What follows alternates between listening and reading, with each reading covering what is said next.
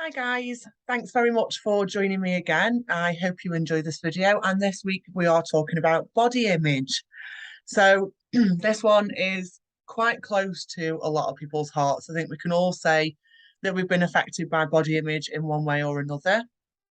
And then what I'm going to do is just going to outline what is body image, what can affect it, who gets affected by it, and just some ways on how to create a positive relationship with your body image. It's something that I've struggled with personally. I know there's different ways of helping you overcome a negative body image, and I know how bad it makes you feel when that's all that you can think about. So if you are struggling with this at the moment, then please just reach out to one of us. Obviously the video is there to help you, but we are still there to help you as well as the video. So if it is something that you struggle with and you don't feel like it's completely clear by the end of the video, then just drop us a message and obviously we'll be more than happy to help. So, body image in most definitions involve two key elements. So, a mental picture of your physical body, so it includes your size, your shape, and your appearance, and your attitude towards your physical self. So, such as thoughts, feelings, and beliefs about how you perceive your body to be. So, body image can be influenced by a number of social factors, such as culture, the media, interactions with family and friends. Sometimes that one's the worst one, in all honesty, and it often adapts to reflect new information, people, and experiences. So, a negative or unhealthy body image can contribute to low self esteem, can cause persistent anxiety. In extreme cases, it can interfere with daily well-being. So again, if you are struggling with this, um, then there is mental health professionals that can help. And as cheesy as the saying it is, it's okay not to be okay. You can talk to us. So, a positive versus a negative body image. So, most people have experienced the desire to modify some aspect of your appearance. So, you might dislike the colour of your hair. I don't dislike the colour of my hair, I just change it a lot. The size of your nose, a presence of a scar on your face or anywhere it might be. But in most cases, these perceived imperfections do not create significant anxiety and have little impact on the person's overall sense of self. So, individuals who accept their bodies without dwelling on perceived flaws can said to have a general positive body image. So that's what a healthy body image is. It means that you're comfortable with the body you have. It doesn't mean that your body is perfect. It's just that you accept it and you commit to loving and caring for it. So, a negative or unhealthy body image involves a preoccupation with one's perceived flaws. So, individuals might experience shame or disgust around their appearance. So, you may go to unusual lengths to alter or hide your bodies, even at the expense of your own well-being. So, all that being said, body image is not typically something that's neatly categorized into one of them two boxes. So body image is generally experienced along a continuum. So there's always something that's changing with it. We'll experience different degrees of positive and negative feelings about your body at different times. So how media can affect body image. I actually think this is probably one of the worst ones, because everything is filtered. Everything is chopped, changed, nipped, tuck, just to get a photo out there nowadays. There's not many people that are real with their photos. And if they're not real with the photos, then I think that there should be something on there to explain that it has been altered in some way. Obviously, everyone is perceived to have a fantastic life, fantastic skin, and everything else, but knowing behind closed doors, that's not necessarily the case. So there's television, there's advertisements, Instagram influencers, other media can have a powerful impact on how you regard your body. So you only have to turn on the TV for 5 minutes to hear the message that if we look a certain way, we can have an amazing partner, or our perfect dream job. And all we have to do is buy some shampoo to get the right hair, um, go on to some magnificent diet to attain the correct weight, and all the love and success and glory that we deserve will follow. And it is difficult when this, that's what advertising is there for. That's how they target their audience. So these messages may be harmful because the standards of physical attractiveness portrayed by the media may not be attainable by everyone.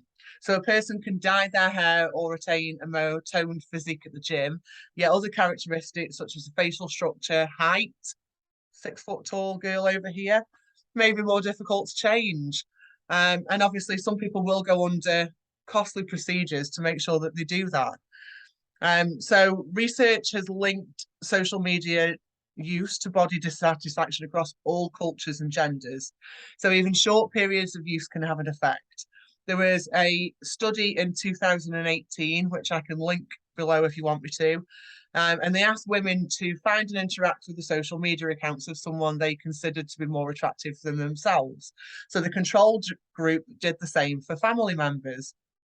So they just followed family members, and the other people followed who they thought were more attractive. So the first group reported a reduced body image after only 5 minutes of interaction, even if their body image was low to begin with, and the control group saw no change. So this and other research suggests that social media platforms by themselves do not cause poor body image. Instead, it's the ease with which people can compare their looks with others, and that can be damaging. Most individuals see only the friends, most flattering photos on social media. So, I can post, and everyone's guilty of it. I'm not saying that I'm not guilty of it. I can make sure that I'm standing in a really good position to take a photo. But if you stood in another position, there's a really good woman on Instagram who does this, and I can't just think of a name now. Again, if you want it, I will put it below, and she will literally show you how to pose, and then 2 seconds later in a different pose. And that's all that it is a lot of the time. And it's remembering that though when you're scrolling through, and thinking of it. So body image and gender. So body image does affect males as much as it does women. So obviously there is a higher reported rate of women. So it does say 80%, but I'm not 100% sure where they're getting the actual percentage for that. So it does say it's around about 80% of women are dissatisfied with their bodies. So women tend to report greater concern about facial features, weight, body shape, breasts, thighs, bum, where apparently it's only 34% of men that have a low body image. So they're more concerned about height, muscle definition, and sign of thinning hair. So although the media often places more emphasis on the ideal female form, an increasing number of ads and images also feature what is considered an ideal male physique. So interestingly, this heightened focus on standards of male attractiveness coincides with the increase in the number of men who have experienced negative body image. So I find this true from coming out of a gym environment. So men are always chasing the ideal, what they think a man should look like. They think a man should have big arms, have big shoulders, be muscly. I even notice it, and I know I might look back in this video in years to come and not be single anymore, but I notice it as soon as I tell males what my job is, like if I'm on a dating site or whatever else, if I tell them what my job is, that instant reaction is, you won't like me, I've got a dad bod. Or, oh, you can whip me into shape then because I'm a bit round at the minute, or I'm a bit fat at the minute. And it's actually quite sad to see because one, it's sad to think that they would automatically presume that I would find that a turn off. And that everyone's got the same ideal of how a body should be. I might like a few muscles on a man, but my next door neighbour might not like muscles on a man. I'm not commenting. She's not got a partner, so I don't know. But my ex wasn't particularly muscly. He got a normal body. It's not the body that should be the issue. It's obviously if they're a nice person and things like that, but males do have it as much as females do, and it's more in the case of males trying to make themselves look bigger. Obviously, I come from a bodybuilding background. and they can't see the muscles that they've got on them. They're never big enough. It's never good enough. So even though we do kind of see it as more of a female-led thing, it definitely affects men as well. And you know, I've got a feeling it's more than the 34% that I came up with, but you know, it's whether people actually report it or not, isn't it? So unfortunately, children have started developing poor body image as young as 6 years old. Six. So girls and boys tend to have a similar body image until after 12. So girls' self-evaluations drop. In general, body satisfaction is the lowest between ages 12 and 15. So that's when puberty kind of causes physical and emotional changes. It's sad, really, that young people even think like that. But I'm wondering whether sometimes it's a learned response from what they're hearing their parents say or social media and things like that.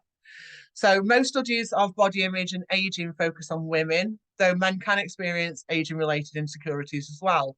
An individual's body image seems to stay relatively stable during the adult years. However, the focus of worries may shift over time. So a 2013 study compared levels of fat talk and old talk across a lifespan. So fat talk involves criticism of body shape, old talk critique signs of aging. So fat talk kind of decreases with age, while old talk increased. So, however, many of the older participants still worried about their weight, and nearly half of the youngest age group worried about signs of aging. So, I think we're all kind of guilty of that, and this fat talk and getting older. And I think we sometimes we feel like if we need to make a joke out of it, that it'll be okay. But sometimes that's the worst thing to do because, you know, like I've said in a video before, you're kind of suppressing your feelings and making a bit of a joke out of it. So body image and self-esteem are related, but they're distant concepts. So body image describes one's attitude towards a single aspect of the self, so your physical body. And self-esteem relates to the view of yourself as a whole. So self-esteem involves an evaluation of your overall worth, and it's generally not limited to the physical body. Nevertheless, the way people think and feel about their bodies is often strongly connected to their overall view of themselves. So a number of studies conducted across various age groups have consistently demonstrated that higher self-esteem is linked to a more positive body image. Meanwhile, lower self-esteem is associated with a more negative body image. However, research has not yet determined the direction of the relationship. So the excessive self-criticism that comes with poor self-esteem can lower body image. Likewise, the negative body image might distract people from other personal strengths, leading to self-esteem, low self-esteem. So how do we get around this? So there's loads of different ways to do it. And there's loads of different ways to start trying to accept your body. So these were a few pointers that I had to do with myself. Obviously, we spoke about positive affirmations before and things like that. And a lot of them kind of flicks over to this a little bit. So appreciating all that your body can do. So every day your body carries you closer to where you want to be. So you've got to celebrate all the amazing things that your body does for you. Running, dancing, breathing, laughing, dreaming. Your body does absolutely everything for you. So what I used to say is to keep a list of things that you like about yourself or what your body has done for you. So even in your notes or anywhere else, like things that aren't related to how much you weigh or what you look like Kai, amazingly, she's just run a London marathon. So she's done an amazing thing. Her body has done an amazing thing there. So that is something that she should be proud of, and she should appreciate what her body's been able to do for her. If you've had a baby, that's an amazing thing. That's what your body can do for you. So it's all these little things that you need to become more aware of how your body works, not just your weight, because that's nothing. We all know about weight fluctuations. We all know what can change there. That isn't you. So you remind yourself that true beauty is not simply skin deep. So when you feel good about yourself and who you are, you carry yourself with a sense of confidence, self-acceptance, and openness that makes you beautiful. So beauty is a state of mind, not a state of your body. So look at yourself as a whole person. So when you see yourself in the mirror or in your mind, choose not to focus on specific body parts and see yourself as you want others to see you as a whole person. So if someone come over to you and said, like we were picking on one thing, that's not how you'd want to be seen. You wouldn't want to be seen as just having horrible legs. That isn't what people see when they see you. You know, I had to do this massively in my recovery, I suppose you could call it. I mean, that sounds what it was, you know, and I had to start picking on things that I actually liked about myself instead of focusing on the things that I wanted to change about myself. So shut down the voices in your head that tell you that your body isn't right or that you're a bad person. So you can overpower these negative thoughts with positive ones. So the next time you start to tear yourself down, build yourself back up with a few quick affirmations that we've been through before. That was a really big thing for me. So it's almost a case of if you heard your best friend saying that about themselves, if you tell them to shut up, then you need to tell yourself to shut up because that's not how you talk to yourself and you're your own best friend. So wear clothes that are comfortable and make you feel good about your body. So work with your body and not against it. So I know that's a big thing that we can always try and stuff ourselves in the smallest thing possible, but actually you'll feel rubbish then, and then you know it won't have a good impact on your mental health as well. So, you know, find clothes that work for you, find clothes that you feel good in, find clothes that you feel confident in. It doesn't matter what size they are. I've literally done a post. It came up in my memories the other day, and I had a jumper from two jumpers from New Look. One of them was a size 18 and one of them was a size small, and they both fit me. It doesn't matter. As long as you feel good about it, then that's what you should be doing.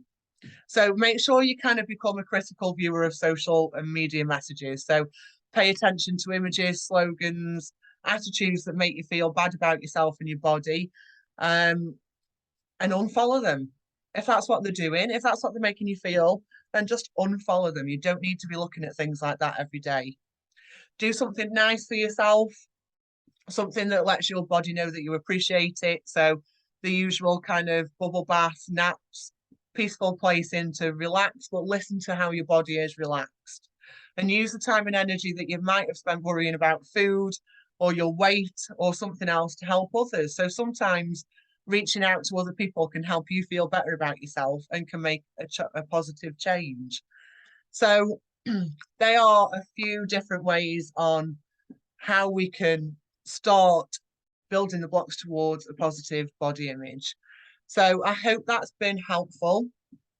If there is anything that you do want to talk about and I haven't covered it, or there's something that you want me to go over, then by all means drop me a message. If not, I hope that you've enjoyed this little video. I hope I haven't rambled too much. I know I go off on one when I start. And have a really good week, guys. See you later.